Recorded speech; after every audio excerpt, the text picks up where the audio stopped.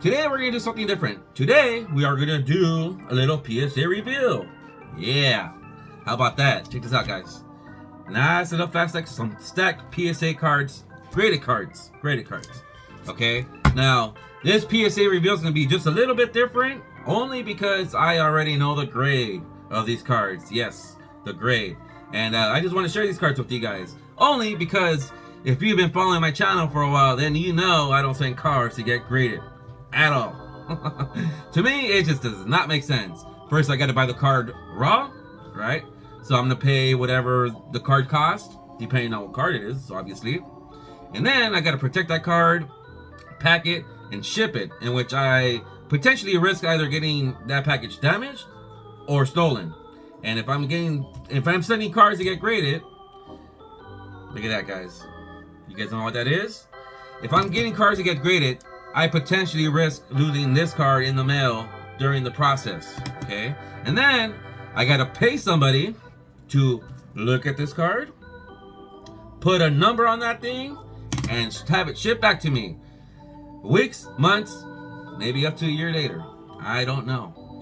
I never sent cards to get graded, but from what I've seen these cards get shipped back almost a year later. Wow, crazy. And then there's more. And then having that package again potentially damaged or stolen. To me, it does not make sense. Why not just buy the card already graded? You'll save a lot of money just doing that. Because check this out, guys. This is a strip card, okay? A 1920 strip card of a Hall of Famer that I got for $51. Yeah. Already graded. Already graded. So, quick disclaimer. For you guys that do it, there's no problem, okay? If you guys do it, what you guys do with your collection, that's you guys. I'm just letting you guys know why I don't send cards to get graded. To me, it does not make sense. But I really enjoy when you guys do it. I really do. I like those surprise reveals. And I also like when those random strangers, the flippers, nothing wrong with flippers, by the way, or investors, whatever you want to call them. I have no problem with them. What you guys do with your collections, or they have no effect with me whatsoever. Just throwing that out there. Just throwing that out there. However, watching some of those people, those flippers, investors, whatever you want to call them, you know, get pissed off for not getting 9s and 10s. Now that's even more hilarious. We're not going to have this problem here. We're just going to show nothing but bangers because I got some pretty good deals right here. I just been stacking up a whole lot of PSA graded cards. I think it's just time to finally put them away. Share these with you guys and finally put them away because I'm tired of looking at them and I'm tired of keeping them in this little box right here. And I also have a nice little fat stack of some SGCs, on which I'm going to do that in another video. So let's see what I got. Let's do this PSA reveal. Or at least let's pretend it's a PSA reveal. Follow me. Alright guys, you guys ready for this fake PSA reveal? Yeah, I know I am. Alright, I'm gonna set these bad boys right here. Since you guys don't know what this card is, I think it's appropriate that we can just set it like this, since you guys don't know what these cards will be, as I start showing them with you guys. Now, again, there's nothing wrong with people who send cards to get graded at all. Just want to throw that out there, okay? And I don't want you guys getting all mad. Oh, Mikey doesn't like people who send cards to get graded. Hey, I'm just saying why it doesn't make sense for me to do it. Just throwing it out there, guys. Because I know I'll see a comment or two about that.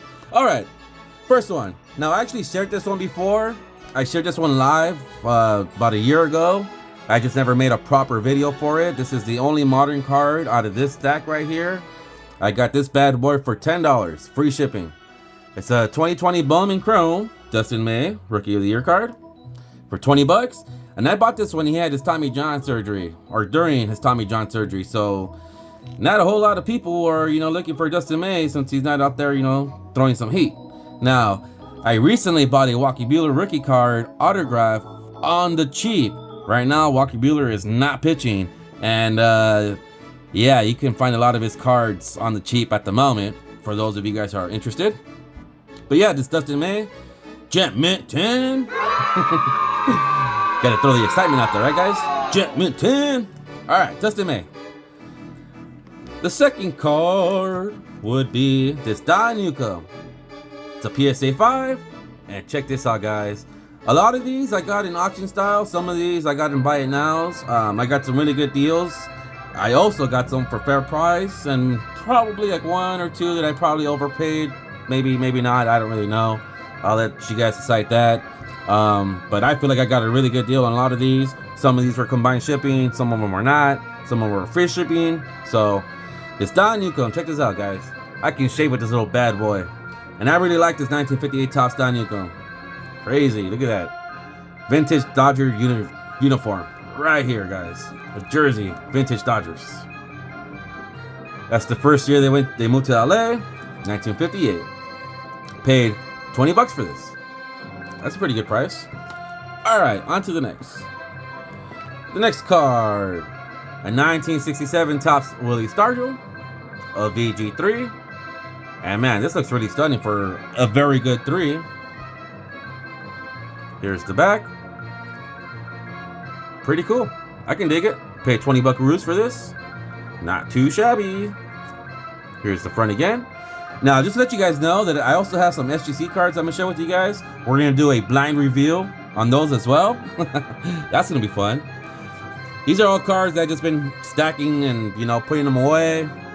I've had no time to make videos. Might as well just get all 10 of them of each SGC, PSA. I have a few from Beckett as well. Just kind of do like a little reveal type phony videos. That'll be fun. Alright, 1962 Whitey Ford. The All-Star. This is an X5. Check this out. Pretty cool. I can dig it. Here's the back. Pretty cool. Paid 20 bucks for this. Not too shabby. Alright, what's next? Okay. Here we have a 1958 Topps Eddie Matthews All-Star. And this one looks really good. This is stunning, guys. I need a shave, man, so I think I'm going to use this as a razor. Check this out, guys. 4 sharp corners. Nice bright colors. Here's the back. Pretty sweet. Paid 20 buckaroos for that. This was a buy it now. This was actually $25, and then I just got one of those $20 off. A $20 offer with, I forget how many percent it's off. And yeah, I bought it right away once it was 20 bucks, because this was free shipping, $25, but then I ended up getting it for 20. Alright guys, I finally got this graded. A 1958 Topps Brooks Robinson, finally. I've been looking for this card for the longest time, you know, graded, but a nice eye appeal one. This one was auction style. I paid $59 for this, and it looks really great. So I'm really satisfied with this purchase. Really satisfied with this. I've been looking for a 58 Topps Brooks Robinson. This photo imagery is just priceless. Look at that face. Really? Does he really look like that? How did he allow that to happen? Topps. Crazy. Putting cards of Fuchi faces is what we like to call it. Fuchi faces. This is a classic card right there, guys. I wouldn't mind having that in a t-shirt. Hey, who's that? Hey, Brooks Robinson. Alright, I finally got a dandy. 1954 dandy, guys. Al Lopez. Check this out. The potato chips. Dandy potato chips. This is my first one. This is a good number 2. Here's the back. A little dirty, but this speaks vintage, guys. For reals. I don't understand why you guys don't like raw cards that look vintage. Or not raw cards, but just vintage cards that look vintage. Because this looks really cool. This is like, it just has a touch of vintage. Let's just say that, guys. Like, you ever look at those old magazines? You know, from the 50s, 40s, 50s, 60s. They kind of look like this. Kind of like off-colored, stained.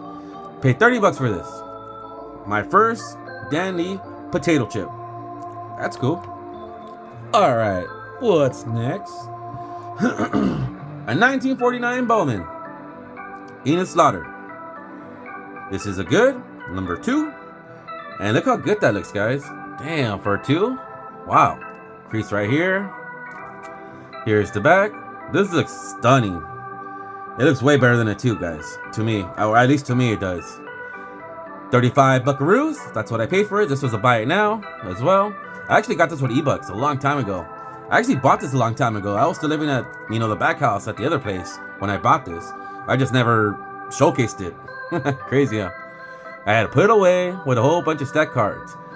So, 1949 Bowman, Enos Slaughter, 35 buckaroos. Not too bad. Alright, two more. A 1954 Bowman, Bob Feller. This is a VG3. This is another card that I had since my old place. I just had put it away in a stack. Not made a video on it. But check this out. 54 Bowman, Bob Feller. Sweet.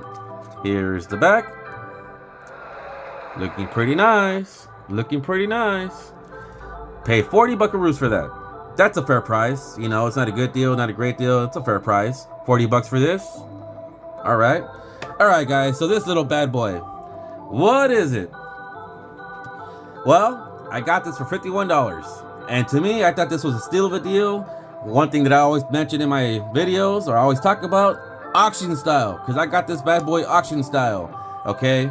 Before the whole 2020 card boom took place, this player, his cards were selling for about what you see right here. And then the card boom exploded, and then his cards were no less than like $200, so it seems. But for the longest time, nobody cared about this player at all. Trust me. Because I was finding these cards all day. $40, $50 on the cheap. All day. $30, $40, $50. And then I came across this card, auction style. And this just proves my point that nobody really cares about Eddie Collins. $51, 1920 W519. Check this out, guys. I paid $51 for this. All day. This card all day was in the $40, $30, $40, $50 range all day. You know, pre-2020. And then all of a sudden the card boom exploded, and this was no less than like $200. Any of his cards. Any of them. But yeah, it just proves my point, you know, auction style. No, not a whole lot of people do auctions for some reason, or it seems like. And yeah, this bad boy sold for $51, which I feel like is a really good deal, or at least a normal deal, because that's what his cards were selling for the longest time. And I haven't really checked to see what his cards are selling for lately, because I actually bought this a while ago, maybe like 3, 4, maybe 5 months ago. I think around Christmas time I got this card. Okay, so I have to see exactly what his cards are selling for right now. I know the card prices are dropping slowly but surely, at least in vintage it seems like. So I gotta see what the pre-war stuff is, what that's looking like, because I really don't know. I haven't done any research on that lately. But yeah, $51 for this little bad boy. And that's my fake PSA review. Let me know what you guys think. See you guys on the next one. Toodles!